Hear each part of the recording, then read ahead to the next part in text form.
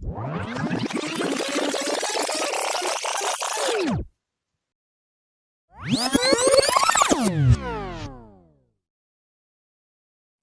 நெடுவாளி, வா வந்து டீ குடி வா. அக்கா வராங்களேன்னு நான் உன்னை சும்மா விடுறேன்னா நான் உன்னை சும்மாவே விட மாட்டேன், பார்த்துக்கோ. ஏன் என்ன பண்ணுவ? காட்டு, நீ தான் தைரியமாலாச்சு.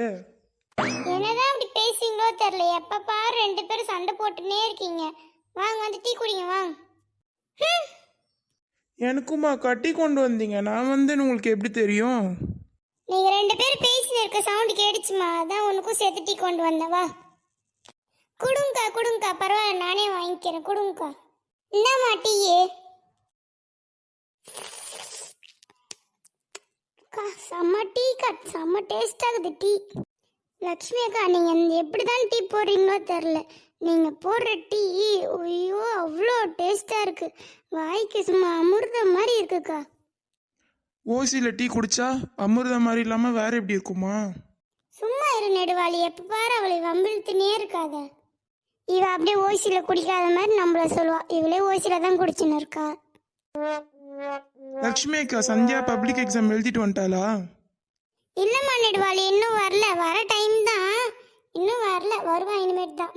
எனக்கு வேற பயமாகவே இருக்கு, அவள் எப்படி எக்ஸாம் எழுதுனா என்ன ஏதுன்ட்டு. பப்ளிக் எக்ஸாம் வேறையா, ஸ்ட்ரிக்டாக இருக்கும்ல, அவள் எக்ஸாமுக்கு எழுதுனதெல்லாம் வரணுன்ட்டு எனக்கு வேற பயமாக இருக்குது.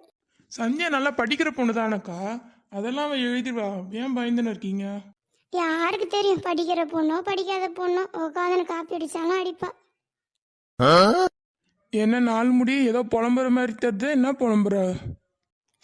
நான் ஒன்றும் புலம்பலையே, நான் மாட்டு டீ குடிச்சுன்னு இருக்கேன். அதான் நான் ஏதாவது புலம்பி பாரு, அப்புறம் இருக்கு உனக்கு.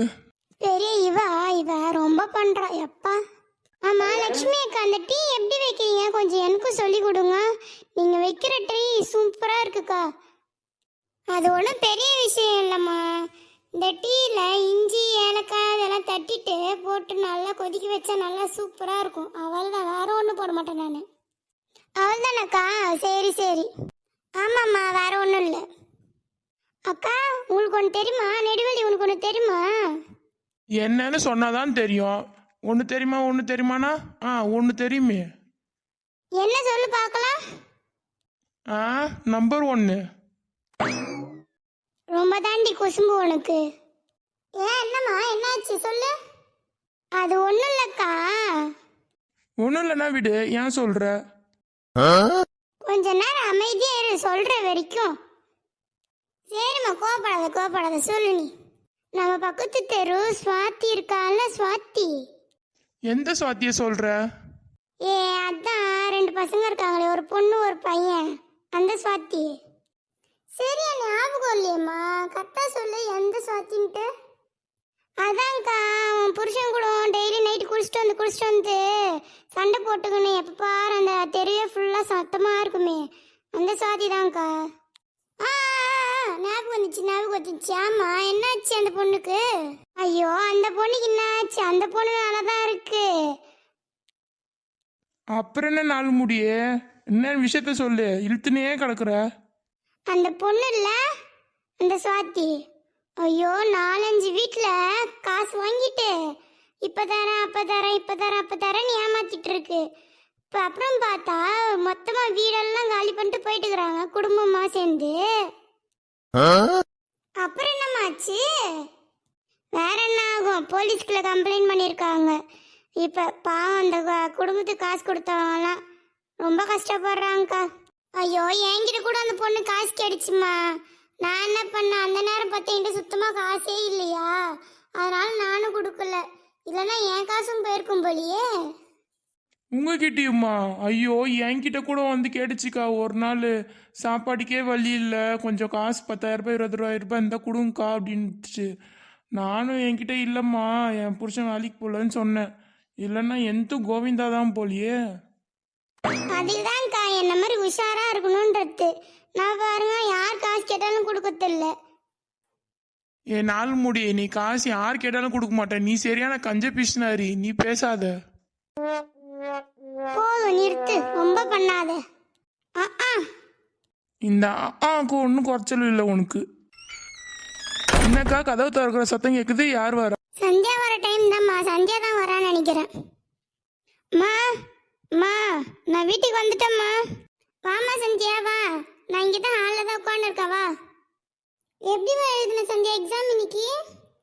சந்தியா போயிட்டு ட்ரெஸ் மாற்றிட்டு வா, போ, டயர்டாக இருப்பல, அப்புறமா பேசலாம். சரி தாத போகிறேன். எக்ஸாம் எப்படி எழுதியிருப்பேன் என்ன ஏதுன்னு தெரில. அவள் வந்து சொல்கிற வரைக்கும் பயமாக இருக்கு. பயப்படாதீங்கக்கா, சந்தியா நல்லா தான் எழுதியிருப்பா. மா மா டீ இருக்கா? அங்கதான் கிச்சன் செல்ஃப்ல இருக்கு பாரு, சூடு பண்ணி எடுத்துன்னு வா. சரி சரி. வாமா சந்தியாவா, வந்து உட்காருங்க. சரி ததோ வரேன். சந்தியா எப்படி எழுதுன எக்ஸாம் எல்லாம்? நல்லா எழுதுனம்மா எக்ஸாம் எல்லாம். கொஸ்டின் பேப்பர்லாம் ஈஸியாக இருந்துச்சா சந்தியா? ஆமாம் தே, கொஸ்டின் பேப்பர்லாம் ஈஸியாக தான் இருந்துச்சு. சரி சரிம்மா. அம்மா இன்னைக்கு கிளாஸ்ல என்ன நடந்துச்சு தெரியுமா? என்னம்மா நடந்துச்சு கிளாஸ்ல? இன்னைக்கு ஒரு செம்ம மிஸ் வந்தாங்கம்மா, சரியான தங்கமான மிஸ் தெரியுமா? ஏன் அப்படி சொல்ற சந்தியா? இன்னைக்கு வந்த மிஸ் ஸ்டார்டிங் பார்க்கும்போது செம்ம ஸ்ட்ரிக்டா இருந்தாங்கம்மா. எல்லாரும் அப்படியே பின் ட்ராப் சைலண்ட்ல இருக்கணும் அப்படி இப்படின்னு சொன்னாங்க. அப்புறம் என்னாச்சு? அப்புறம் என் கிளாஸ் பசங்கெல்லாம் தெரியாம முழிச்சுன்னு இருந்தானுங்க. எங்க மிஸ் ஸ்ட்ரிக்டா இருக்காங்க, பார்த்து எழுத முடியாது, பப்ளிக் எக்ஸாம்ன்ட்டு எல்லாம் பயத்திலே நடங்கின்னு இருந்தாங்களா. அப்புறம் அந்த மிஸ் ரவுண்ட்ஸ் எல்லாம் வந்து இருந்தாங்க.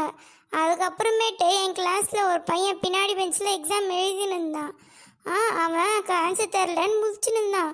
மேடம்ல சைலண்ட்டாக பக்கத்தில் நல்லா படிக்கிற பையன் பேப்பர் பார்த்துட்டு அந்த பையனுக்கு சொல்லி கொடுக்குறாங்கம்மா.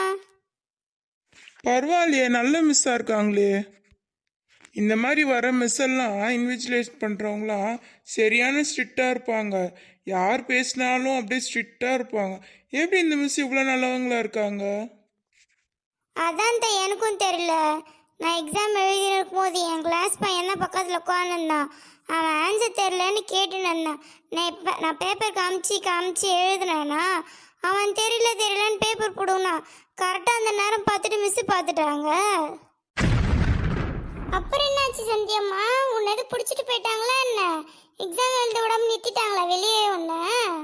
இந்த மாதிரிலாம் பண்ணிங்கன்னா உங்களை எக்ஸாம் எழுத விட மாட்டாங்களே, அப்புறம் எப்படி எழுதுன எக்ஸாம்லாம்? ஐயோ அத்தை, அந்த காமெடி ஏன் கேட்குறீங்க? அதை நினைச்சாலே எனக்கு சிரிப்பா வருது.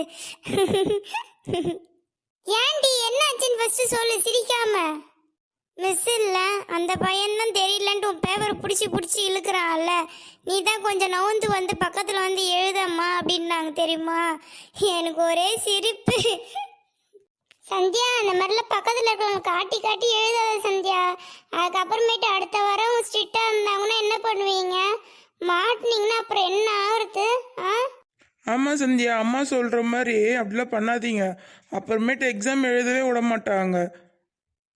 சரித்த இனிமேட்டு அது மாதிரிலாம் பண்ண மாட்டேன் நான். சரி. ஏதோ இந்த மிஸ் கொஞ்சம் நல்லவங்களா இருக்கவும் நீங்கள் தப்பிச்சிங்க. இதுவே ஸ்ட்ரிக்டான மிஸ்ஸாக இருந்தால் பப்ளிக் எக்ஸாம் வருது, கொஞ்சமாவது பயபக்தியோட எழுதுங்க. சரிம்மா, இனிமேட்டு அப்படி பண்ண மாட்டேன், விடுமா. சரி விடலச்சு, கோவப்படாத. அதான் மிஸ் ஸ்ட்ரிக்டாக இல்லைல்ல, ஜாலியான தான் இருந்தாங்க மிஸ்ஸு. அடுத்த வாட்டி சந்தியா அது மாதிரி பண்ண மாட்டா. இல்லைம்மா நெடுவாளி, இப்போ இந்த பசங்க இந்த எக்ஸாமில் இப்படி பண்ணுச்சிங்கன்னா அப்புறம் அடுத்த வாரம் மிஸ்ஸுங்கெல்லாம் ஸ்ட்ரிக்டாக இருந்து சப்போஸ் மாட்டினா என்ன பண்ணுறது? என்ன பண்ணுறது நீயே சொல்லு பார்க்கலாம். சரி விடுங்கக்கா, ஒன்றும் இல்லை அதெல்லாம். ஆமாம், எங்கக்கா அனு ஆளே காணோம் வந்ததுலேருந்து? தலைவலின்னு படுத்திருக்காமா நெடுவாளி. சரிக்கா, ஆளே காணும்ல, அதான் கேட்டேன். ஆமாம், என்ன குழம்புக்கா வச்சிங்க? வண்டிக்காரன் மீன் விற்றுன்னு வந்தாம்மா, 100 ரூபாய்க்கு மீன் வாங்கினேன், அதான் வச்சேன். ஓ அப்படியா, சரிக்கா. நீ என்ன குழம்புமா செஞ்ச? எங்கக்கா ஒரு வேலைக்கே போறதில்ல, காசும் கொடுக்கறதில்ல, இன்னும் எதுவும் செய்யலக்கா. வீட்டில் இருக்கிறத வச்சு தான் ஏதாவது செய்யணும். என்ன நாள் முடியே குழம்பு வேணும் போலியே, அது கடி போடுற போல. அப்படிலாம் இல்லையே, சும்மா தான் கேட்டேன்.